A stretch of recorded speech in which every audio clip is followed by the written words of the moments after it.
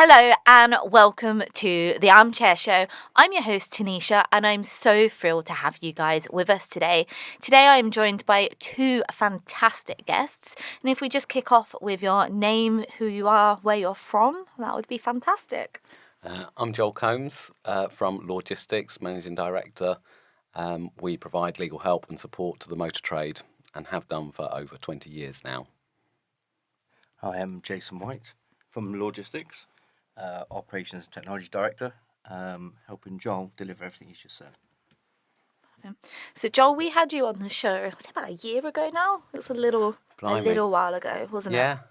And I guess, can you start off with a little bit of an intro and a background? So if you could take us back to when you first started working at Lawgistics. What was your vision at the time and how has that evolved over the last few years? Okay, I think we're going back 25 years, so I can't remember the exact detail, but me and my father set up Lawgistics, and our vision was to become the largest legal firm in the motor trade. And when I say largest, that's not just largest in size, but that's in value as well as what we could provide the motor trade.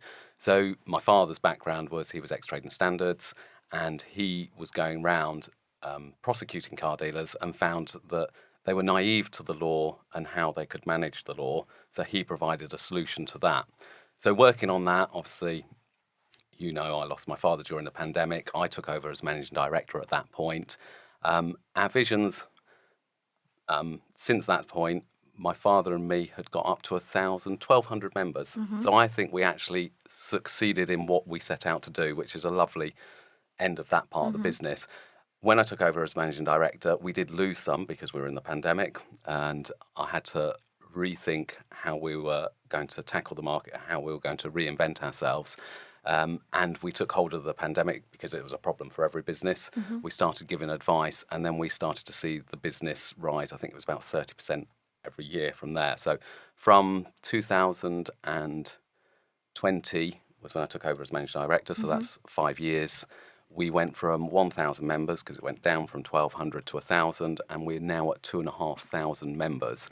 So that's a huge growth in the last 5 years, and that's really been done through marketing and making people more aware of what we can do for their businesses, and also the development of the software, which we mustn't ignore. That's where we always built it as a retention tool.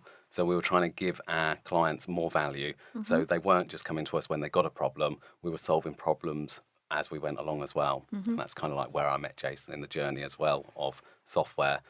And it's not really my forte. And Jason, you've joined recently as Operations and Technology Director. I have. What was it about Lawgistics and working with Joel that attracted you to the role?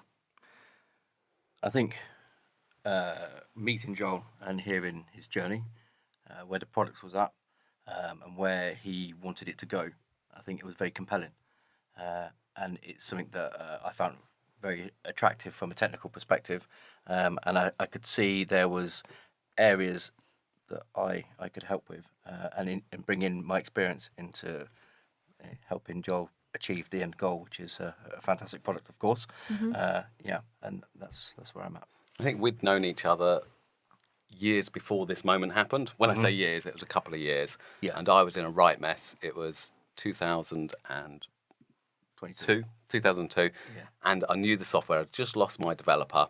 And I realised that although we had the in-house developer, we needed more developers because it was one point of failure that I had there, and we had failed. We'd lost him. So I had 3 firms, and I met Jason was one of the ones that were quoting for doing the business, and I met Jason in the meeting there. So we have been working together for a few years now and developed this relationship where I understood he could solve my problem. Still haven't solved it totally, but we're on a journey. Well, yeah, problem solving is a journey. It's a process. But Jason, you bring 2 decades of experience in digital and operational transformation. So how do you see that experience and the next phase of kind of Lawgistics? Well, I guess if we look back over that time, okay, where I've worked in digital, okay, I've always found myself in a situation where I'm listening to the story that it's usually a director or somebody high up in the business that have come up a problem they can't solve. Okay, that's the story here. We've been told this can't be done. I always find myself in that place and listening to that story. Somehow that's what happens, and I find that to be quite a sweet spot for me. In terms of my technology understanding and also my commercial understanding, where the two things meet. So I see I'm going to take that and put it into introducing new features, new functions, mostly through feedback, but primarily driving those changes in software to help achieve the end goal. It's funny you should say that, because you've just made me reflect that when I first met Jason, unlike any other developer I've worked with, everything I asked for, he said, yes, that's possible. Right. But then it cost twice as much as what I wanted it to, and took 4 times as long. But everything is possible as far as Jason's concerned. Absolutely, And that's a yeah. really a real bonus. It's possible, but whether you can afford it is an entirely different question. Yeah, I don't concern myself with that bit. It's can it be done? Yeah, that's it. I'll You say don't get yes. tied down in that, No, which is why I no. ended up spending a lot more money. Yeah. We won't go there. But it's a lot better product. It's a as fantastic result. product. Absolutely. Absolutely. Yeah. And it's what I love about that product now is because I get more involved in the selling of the product, and I do demos now and then. And I jump on to do a demo, and you've literally taken hold of that product and made it your own, or you know which direction we're going in. And there's loads of new features on it, and I'm like, whoa, wasn't it? Look at, oh, this is nice. Yeah, I do like to tinker with that tinkering improve. Yeah. Nice. Just to quote something that you said recently, you said that Lawgistics was no longer just a legal consultancy, but a digital business. I'm not as smart as you. What does that mean? Yeah, what was I thinking? No, there is.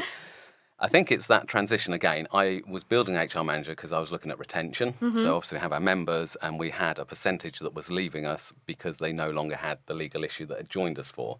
And we were thinking, well, how can we retain them? How can we make membership valuable all the time?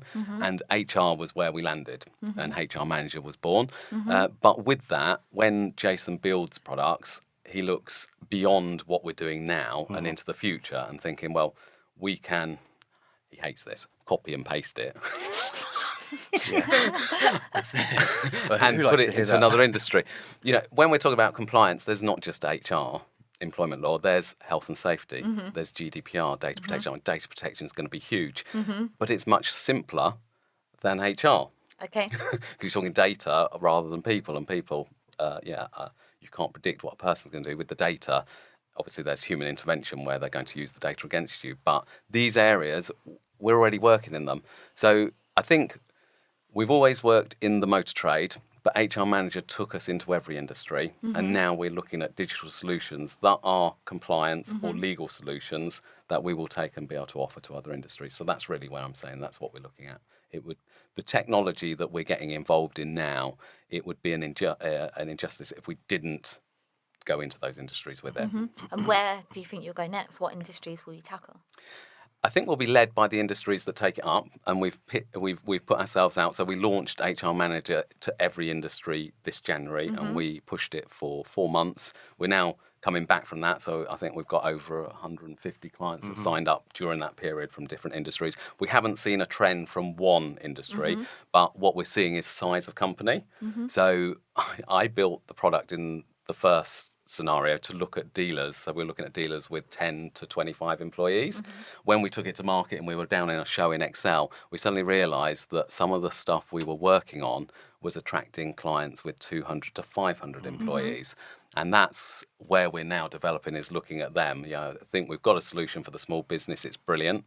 But we can also see issues with larger companies that we can solve with the science that we're using now with the software. I think the change of vertical is quite compelling as well, because it adds a whole new revenue stream essentially for the business, and it offers our solution to a wider audience.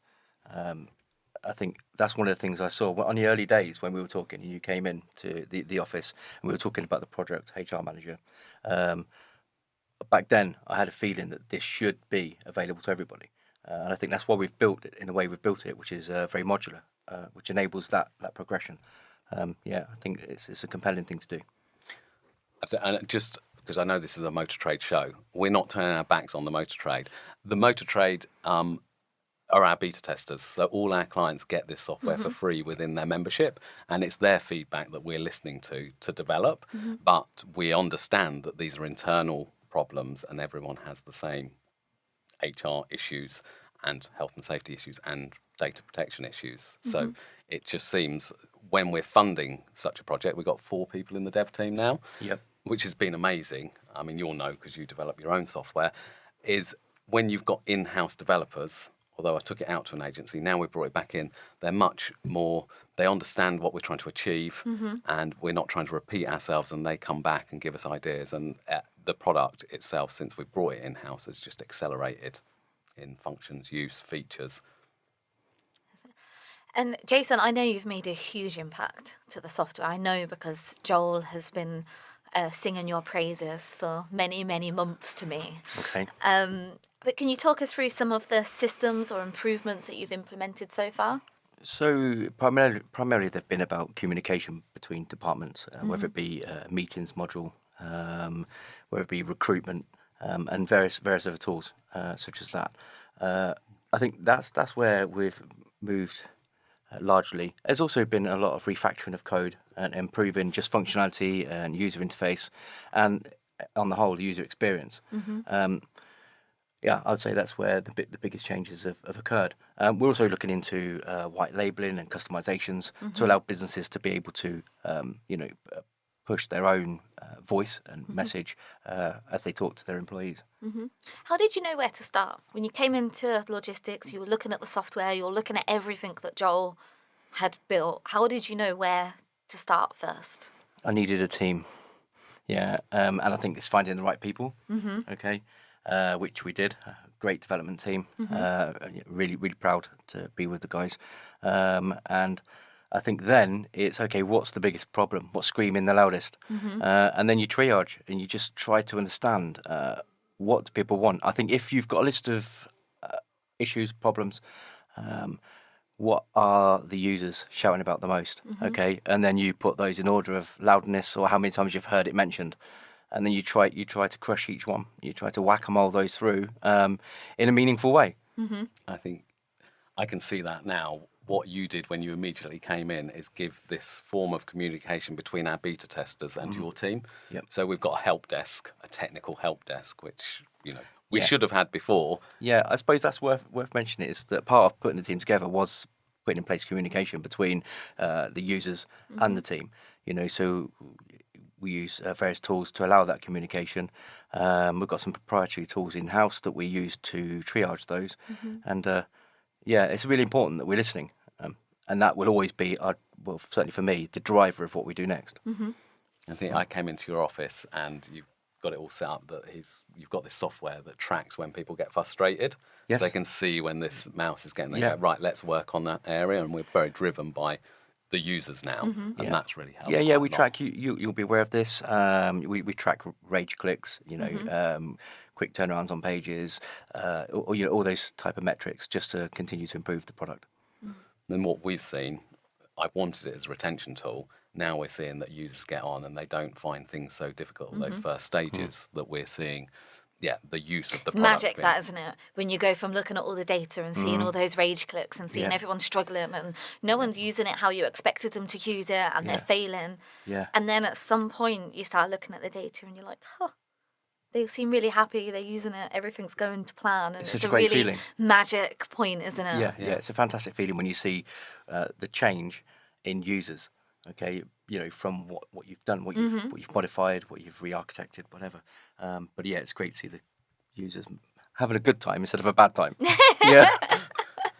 But then reflecting on that, so Jason was primarily brought in on HR manager, but where we developed the relationship, I'm looking at how he's looking to the future all the time with that product.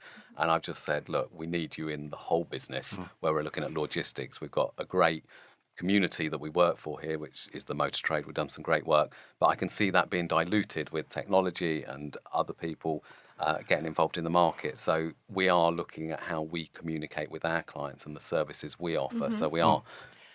Yeah. It's far-reaching, isn't it? It's not only do we sell technology, but we consume technology. Okay, and it's what technology are we consuming to deliver what we do. So there's areas of optimization in that as well, which I think needs to be addressed.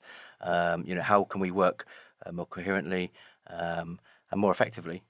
Yeah, as a company, okay, from a operations and technology point of view, there's that element of it. Then there's what we can deliver to our clients using a technology we've built. I think what we can't take for granted is what Lawgistics has built over those 20 years plus is the intellectual capital and knowledge and what we deal with. We have so many smaller consultants might come up and say, look, we can do the same as what Lawgistics do, but we're cheaper.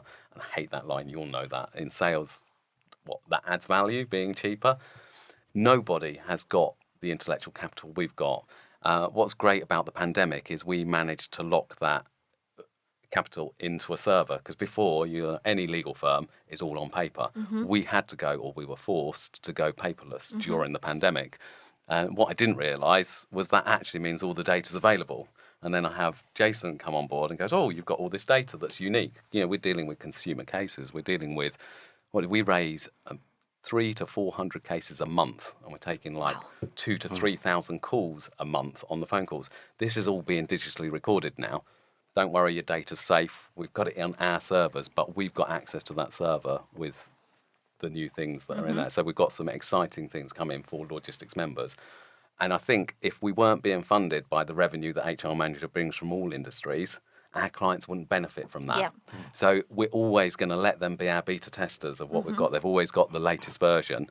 And where we've developed that technology, they're going to see it pays dividends for them as well. So we'll always look after the motor trade. That's how I started this conversation. Well, it sounds like the motor trade is an industry that will always be close to your heart. It's always put food on the table. And I respect that. I think, I don't know if we are going to speak about our own language model that we're looking to introduce AI. I think we can go there. We can't give too much away just in case a competitor. I'm not a. Well, not now a motor I'm excited. Trader. Now I want to know. Okay, Jason. Well, because I'll tell you if you go too far. You can beep it out, right? Beep. Yeah. It leans into what you were saying about the breadth of knowledge and information that you hold. Okay, and if you imagine that just from a machine learning perspective, you can build so much technology on that, especially with the introduction of AI, language models. I can just see a time where we are cutting down paperwork and time to information from our user's perspective. So where a user would have to connect with a legal expert, and that would take time for that to be processed and then a response returned, we could probably turn that maybe several hours to a day into minutes. Okay, and that is powerful. And I think 24/7 as well. 24/7, and I think that just grows exponentially as we get more data. So that's as much as I'm going to talk about the language model. But watch your space. Yeah, we've just applied for grants. A lot of our development is grant based, so that's also great. And yeah, that's something I'm very excited that we can bring to the motor trade first. And again, it's our intellectual capital. Nobody has that, and it's we put 10 years worth of cases on that we can refer back to now. So you mentioned about going paperless. How important is it for legal services, especially in the motor trade, to be digitally accessible and scalable today? What does that mean to your customers, to dealers that perhaps didn't even know that you were paperless, didn't notice that there was a difference? What does that mean to them? It does mean quicker turnarounds. And I can show you that from the consumer side, and you will have seen this. So, when we first started Lawgistics, email had just come out. So, you look at the legal profession, the lawyer used to send a letter out, or the consumer would bring one in and say, you've got to get back to me within 14 days. That was the industry standard. Then we had email, and they're like, give me a return by tomorrow, because it's kind of instant. And as soon as you reply, then they know that's the pace you're working at. So we had that problem to deal with when email first happened, and we would then pitch it to say, we'd send a holding letter saying we'll come back to you within 7 days, so we could slow it down. But now the expectation with AI, and we're seeing that with our clients, is if we don't get back to them fast enough, they'll ask AI for the answer. Now it's dangerous, but in the first instant and with small cases, they'll get the answer. But that's now become the expectation. Now, we have a service level that, if you phone us, we'll phone you back the same day.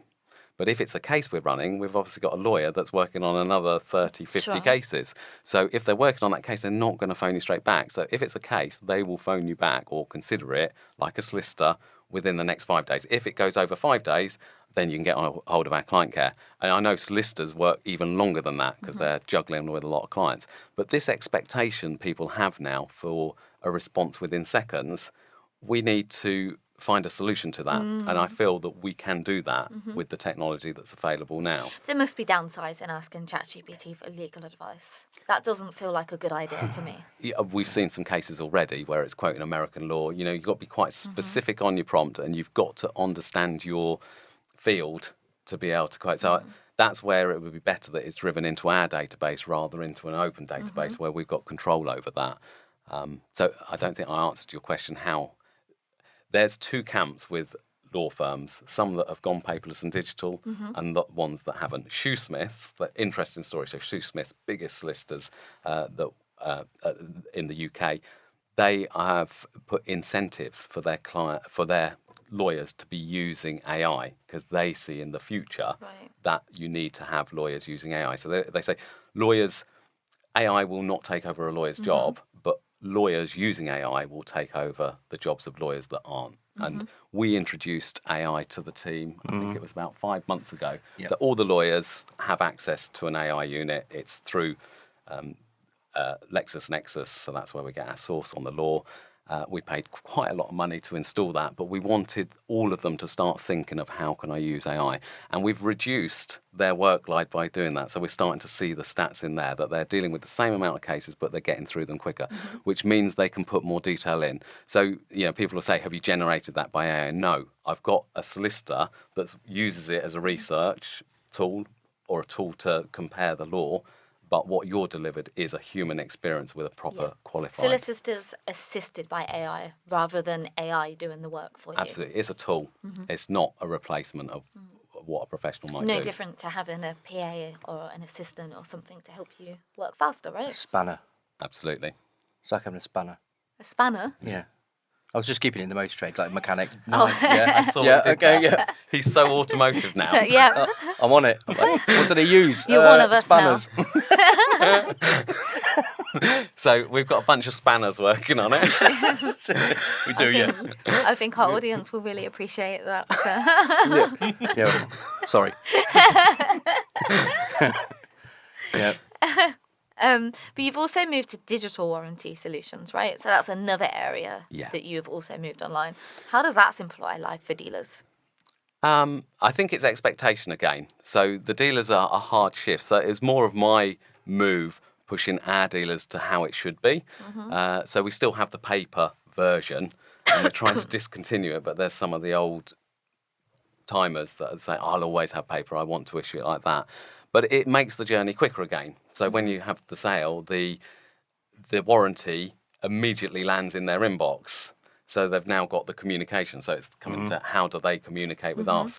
And if you get the experience that instead of this book where they've got to phone the phone number and start the administration, they can actually go online and do a video recording of the actual problem. And our dealer can see it within seconds, the problem, and think, oh, that is a problem, or it's user error, and they can work on that. So the digitalisation was always an idea, but again, it took a little bit longer because we've made it a bit more sophisticated, and we've actually sold a mod.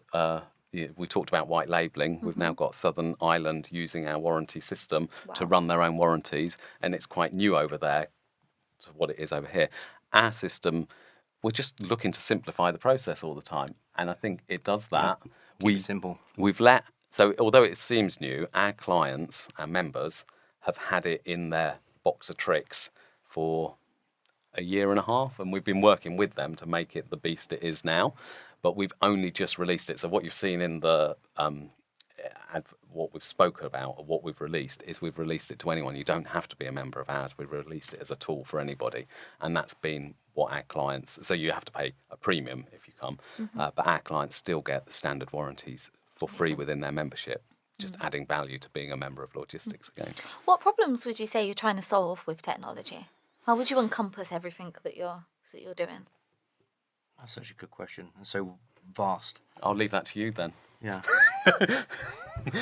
I think what we're led by our community, the motor trade. So we're lucky, and you've always said that. You were very excited about working on our product because there's so many people. I can come up with an idea and say, oh, I want to write this software, but it's my idea. And what's been brilliant about HR Manager is we've had logistics members to test, push it, and give us the lead on it. So when it comes to what problems, we're normally given those problems. We are. We've got 3 months worth of jobs to do. Yeah, backlogs, But then we've yeah. got a wish list on top of that. We do. We have the dream list. The dream Yeah, list. yeah. It's like where all the good stuff lives. Amazing. Yeah. I think it was just follow up on the question. Yeah. I think we talked about it a little bit earlier, where we said about speeding things up. Okay. Not only AI also provides agentic flow, so we can have AI models and agents replying to messages, emails, handling different processes, instead of waiting for a human to have to do that. So you could say that it does the boring stuff, it does the heavy lifting, so the humans can do the fun stuff. Okay. So yeah, I see that as one of the biggest technology innovations. Could you say that? I suppose. I feel like it's bigger than that. It's not a large enough term. Innovation. It's It's a pivot. It's It's a pivot. change. It's huge. It's groundbreaking. It's like it's explosive. I think Yeah. people don't understand what's about to happen. No. It's incredible. That you say it takes out that graft. Somebody will look at it and think, well, it's going to take my job. That's the negative way of looking at it. Right.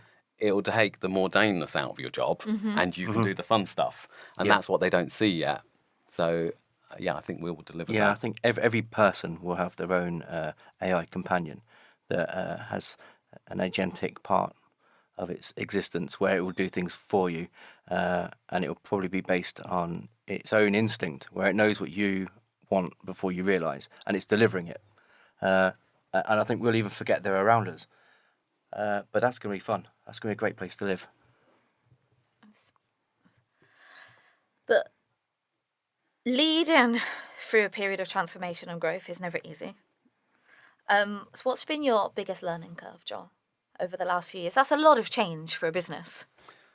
It's a lot of change, but I think change excites me. I don't like staying still. And I think that was the great thing of meeting Jason and understanding he had the same motivations as me. You know, business, we've always said it, there's only 2 directions a business can go, either up or down. And at which point do you step out and say, I'm cashing out?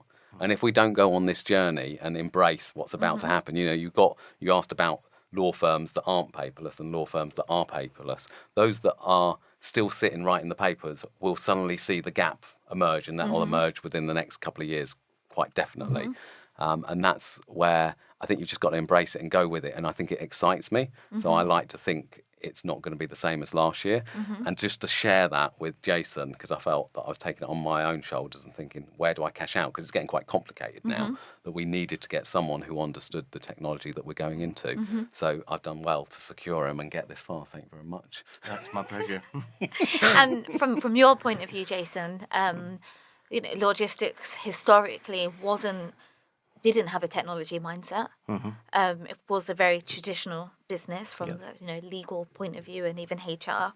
So how has it been coming into a business like that and kind of getting the team buy-in, team mentality, and helping everybody understands how you guys really are moving into tech? I'd like to say it was such a big challenge and I overcame that challenge. But actually, as a business and on the whole, everybody's quite on board with the idea of progressing forward and leaning into these changes.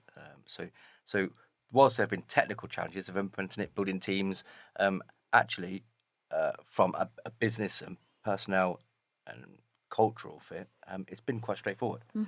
People are very accepting of, hey, we need to improve, right, and get better. I think also in 10 years ago, when you changed things, you didn't see the change as quickly and as effectively. It took time to see it. But in this digital age, when we make a change, people can almost immediately see that their job's easier because we've made that change. And I think that helps that acceptance that we're going in the right direction and we're doing the right thing. People's jobs are getting easier. I said earlier, we introduced AI 5 months ago now, And we can now see it in the stats that people are having a better time with the workload. Yeah, nice. Nice. And if we chat again, I guess this is a question for you both. Maybe individually you might have an entirely different answer to each other.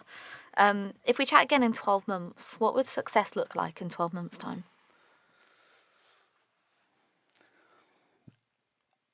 Yeah, I think that we will have achieved. We've put some goals together, so we know what we want to achieve, and we've put them together. We're looking at 6 months, so we're coming back with HR Manager to the same market we brought it to last year. So when we did our launch, so we call it a canary launch, is it? We did call it Canary Launch back then. So- Yeah. What's a canary launch? Well, It's like when you back in the day when you had miners, they would have a canary in a cage.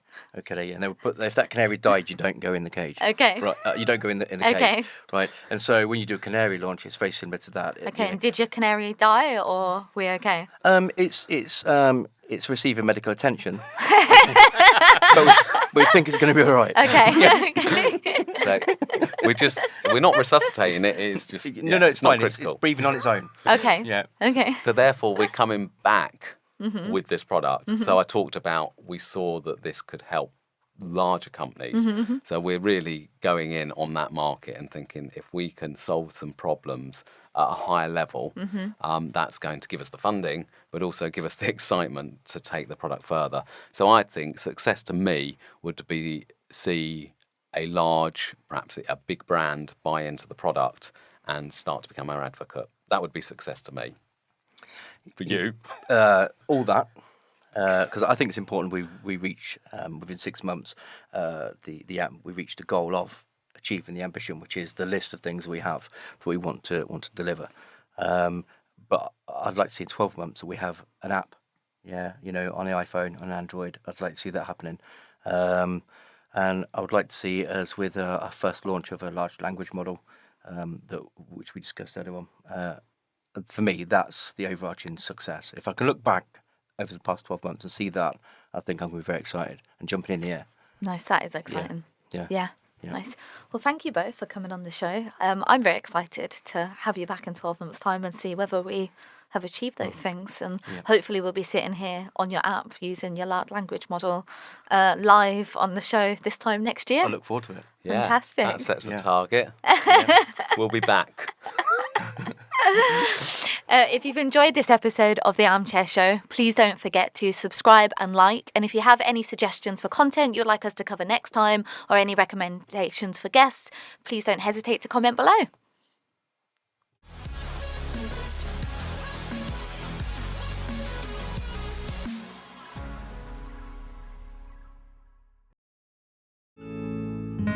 Armchair Marketing.